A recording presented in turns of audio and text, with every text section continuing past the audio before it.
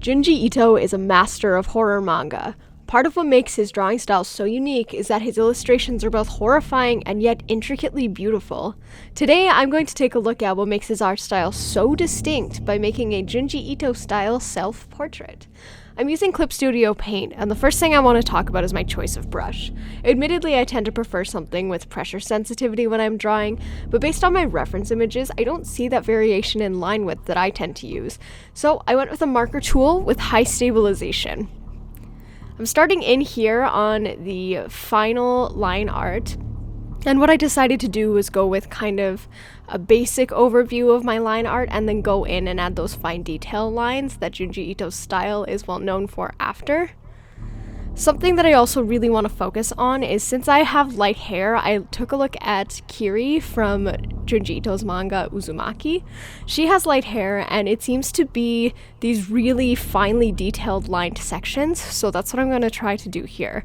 So I'm just working on the eyes right now, and I just really wanted to focus on getting that like fine PC eyelash look that I had in the Tomi reference image. Working on the nose, he's really sparse with his noses, like I think that's pretty distinct, so I tried to do the same thing, just detailing kind of the bottom of the nose and the nostrils, and I might go in and add a little bit of hatching after, but he doesn't tend to draw the nose bridge like I see a lot of manga artists do.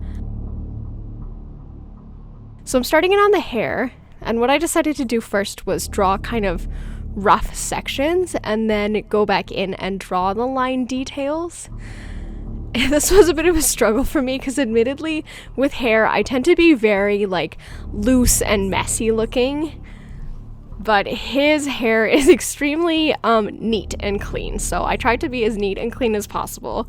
So once I finished drawing those sections, I'm just going in and drawing lots of lines, keeping them very like neat and very even.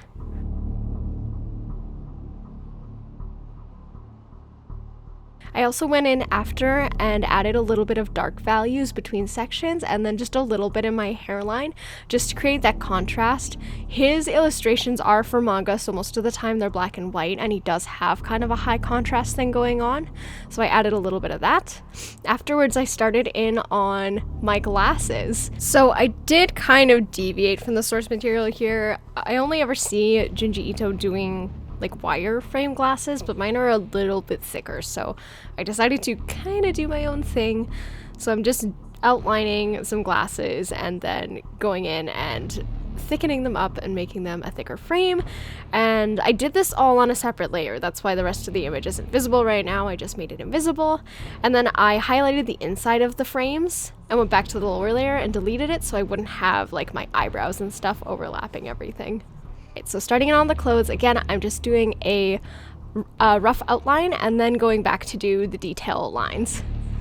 So we're just getting in where the folds go, where the different parts of the clothing sit and how they sit. You can see I was kind of struggling to draw clean lines here. Quick tip, zoom out. And then just some folds, and here's where we get to do the fun part, details. So I immediately started adding some dark sections and then detailing the eyes. He does this thing that I love where if a character's freaked out, they just get all these lines around their eyes. So I did a bunch of those. I'm using mostly hatching. He does hatching and sometimes cross hatching to add details. So I added a bit of a shadow to the glasses, some shadow to the strings of my hoodie, and then some basic hatching shadows to my hoodie itself. I kind of left the hair alone at this point because that's as detailed as I want it to go. He doesn't seem to add much else when he does light hair like this, so I just left it alone. And then once I was kind of done with the hatching, I thought it needed a background, so since Uzumaki is one of my favorites, I just went in and did a spiral pattern, and I thought that seemed pretty appropriate. I did this by just filling a black background and using a large real pencil tool in white. I also added just a slight shade to my hoodie. And this is the final product. I hope that was entertaining, if not informative. If you liked the video, consider hitting the like button and maybe head over and check out some of the other videos on the channel. It was put together as a school project, and I think that we have some really cool content on here. If you take a look and you like what you see, maybe consider giving us a follow. And thank you again so much for watching.